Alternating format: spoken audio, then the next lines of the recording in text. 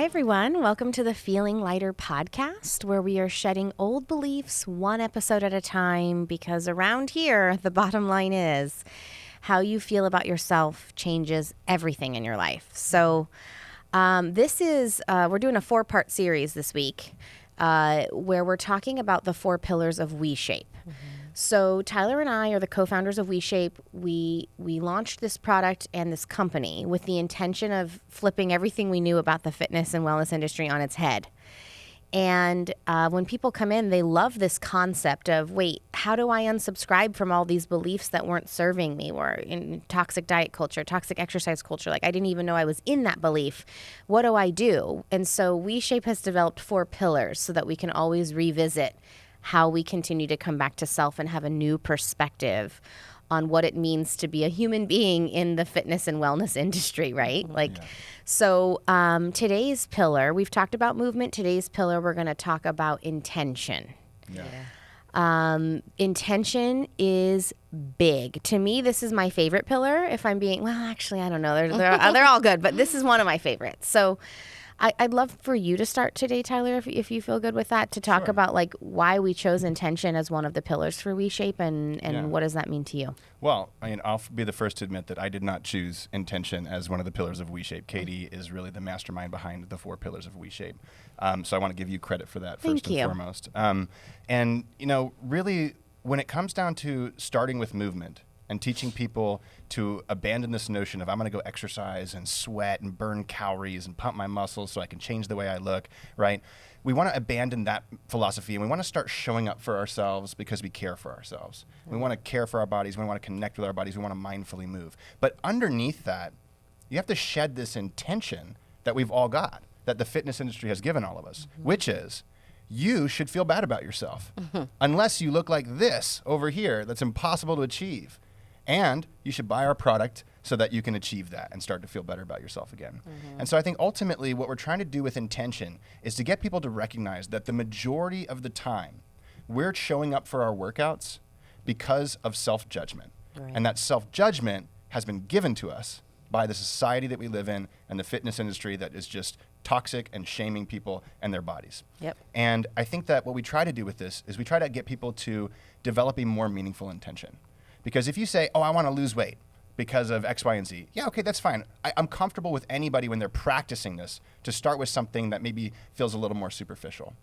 But as you go deeper in this intention, as you go deeper in asking yourself the question, why am I here? Why am I doing this?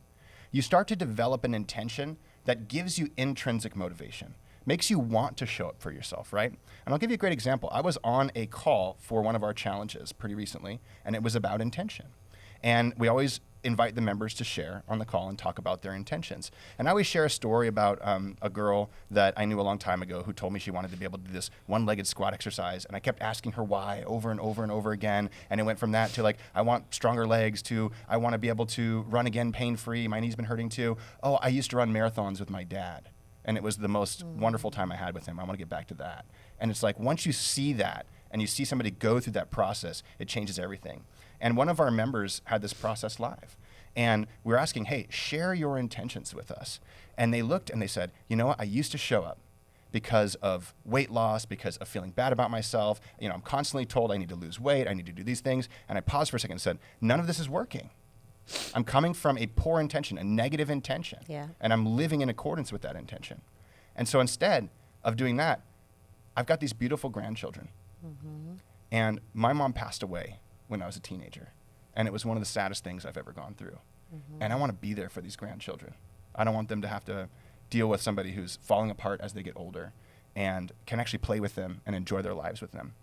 And that transformation of somebody's intention changes the whole game. It changes the whole You don't wake up anymore and think to yourself, oh, I hate my body, I'm going to go work out, right? Or I ate too much last night, I'm going to go punish myself. You wake up and you think about those beautiful grandchildren.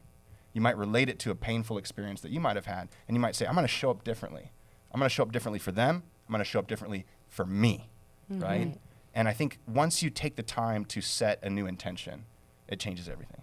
And I want to add to that just a little bit. That shift in intention it's like we're not trying to trick ourselves into then, okay, well then I'll do the workout today. Right. That shift in intention can then mean, oh wow, I didn't sleep great last night and my back's kind of bothering me. I'm going to rest today. I don't want to do that workout today. Yes. So that's what we're Yeah. talking about. And I want to give even further context for our listeners. For those of you who haven't heard, Tyler and I used to own a body transformation company. Right. We were deeply embedded in the toxic fitness industry and diet industry. And we watched thousands of people buy our products, transform their bodies, and still feel terrible about themselves. And we have watched people come through WeShape, not change a single thing about their body, and be completely liberated and chase and get that feeling that they were actually after. People are actually after a feeling of, am I worthy? Am I valuable? Do people love me?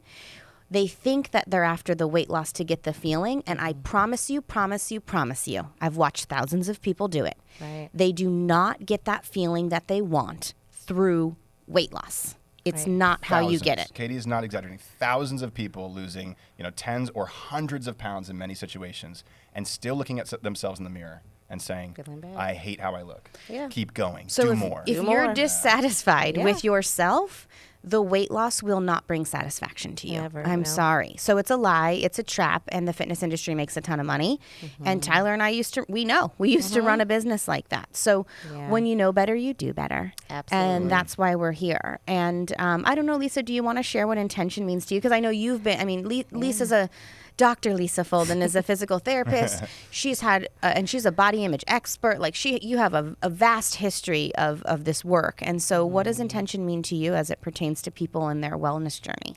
Oh, it means everything. It really does. And I share a similar background. I had a weight loss program I called the 15 Days of Fitness. And I have no nutrition education, but I was telling people what to eat to lose weight. And I was in the mirror taking selfies of my body, every other day, completely obsessed. And when I did lose a semi-significant amount of weight, it was never enough. I still felt the exact same way. And I was getting more compliments from other people. Oh, you look great. 3 babies where? It's like, but I still felt no different about myself. I want to pause you right there because that's so important. We think that the external validation will It's going fulfill to do us. it. Yeah. It doesn't work. But it doesn't work because ultimately it's rooted in that negative self-judgment. If you believe that you are not enough, no amount of things outside of you will make you feel differently. That is so important. Sorry, I didn't want to interrupt, but You're that fine. was so important. It is so important, and it is so true because I got that external validation, and it meant nothing because I still went to bed every night thinking, damn, there's still fat on my stomach. Oh, I can still see cellulite. Oh, look at this angle. Oh, that's a bad picture.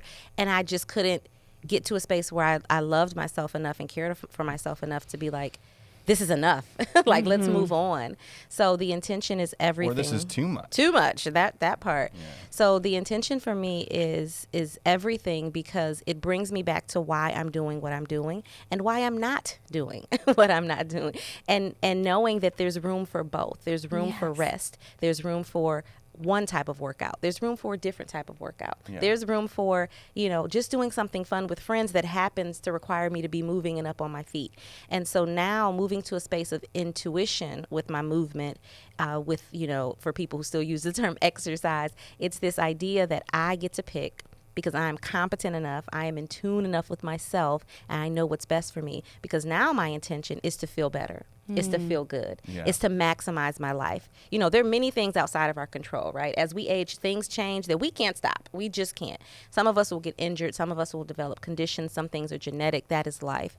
But what my goal is to do whatever is in my power to make my life on this earth as enjoyable and engaging as I possibly can. So for me, that looks like drinking lots of water, getting lots of sleep, feeding my body when it's hungry, listening to my body's fullness cues so I can stop when it's not, having the desserts, doing the things, hanging with the friends, working with people who I care about, helping people, and then moving my body in ways that feel good in that moment and respecting that can look different today, tomorrow, next week, in 3 hours, and being respectful to myself and kind to myself.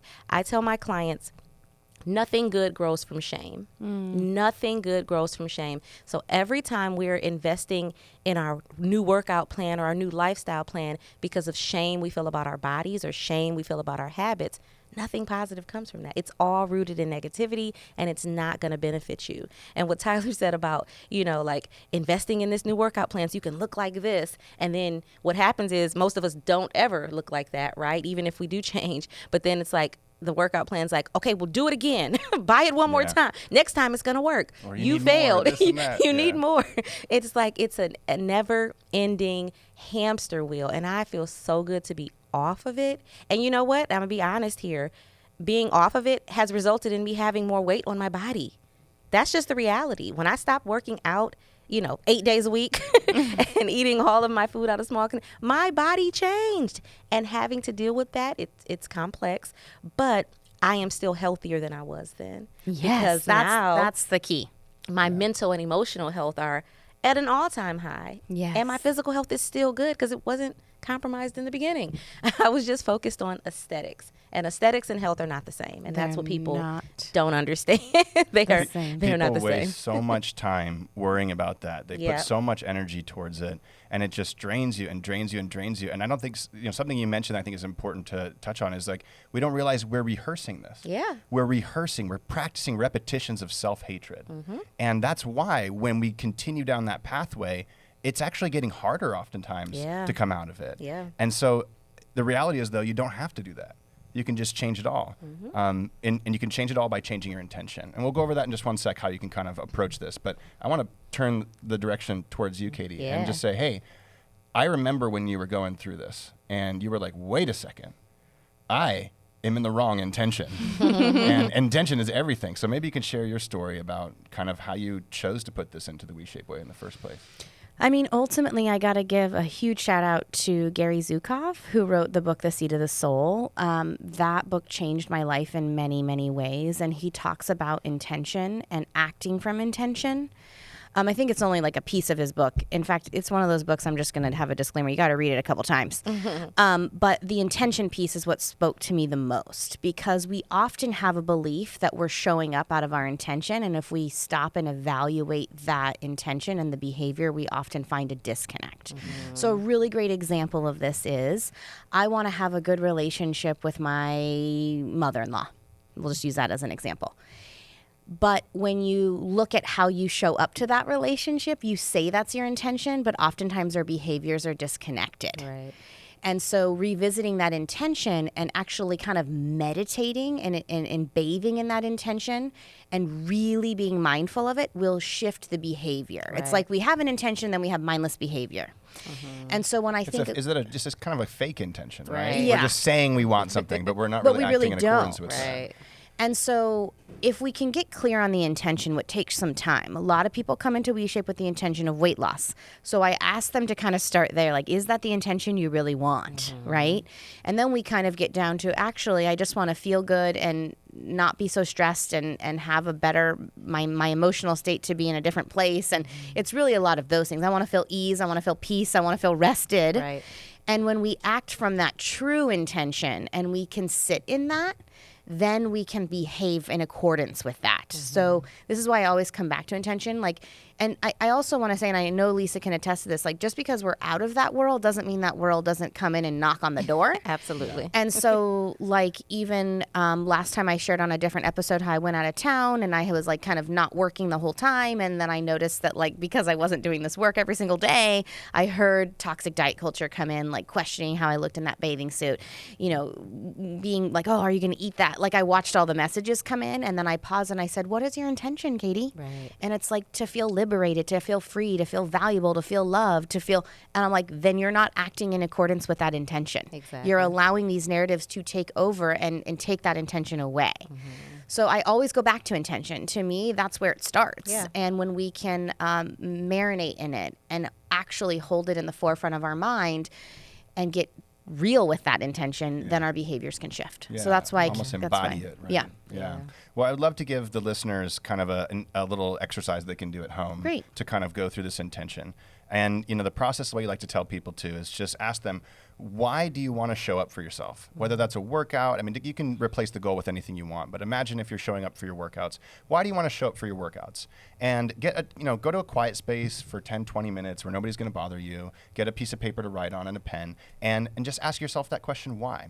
And the way that I've found works really well, at least for me, but play around with it, is if nothing comes up, just give it a pause and ask again.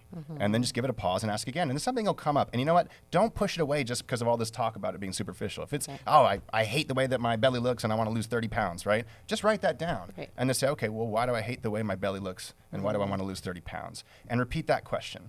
And keep doing this. And what we find is that as people get through about 3, 5, 6, 7, 8, maybe 9 or 10 of these, they start to go deeper. Right. They start to find an intention that feels like it's coming from a place of self-worth and the desire to show up for self, and it's more emotionally driven towards feeling good rather than wanting other people to tell you that you look good. Yeah, right? absolutely. And I think that if you do this practice, it's going to be huge. We had one person come to one of these calls, and they had 12 pages. I'm talking like single my gosh, they spaced really followed the 12 exercise. pages of this before they got to their why, which was, I don't remember what it was at the time, but it was very meaningful for them. And so take some time with this, and then also realize this why that you come to, this is going to change, Yep. right? Just let it be what it is for right now, for a month, 2 months, 3 months, whatever. Come back to it, ask the question again, and keep going deeper every time you ask it.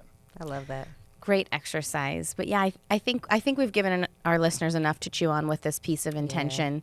It takes time. It takes time. And like you said, intentions do shift. But I think that the root intention in all of us is, am I seen? Am I valued? Am I loved? And you are. Yes. Yeah. And when we can act and behave in accordance with that intention and show up for ourselves in that way, it changes the game. Absolutely. So thank you both for sharing what intention means to you.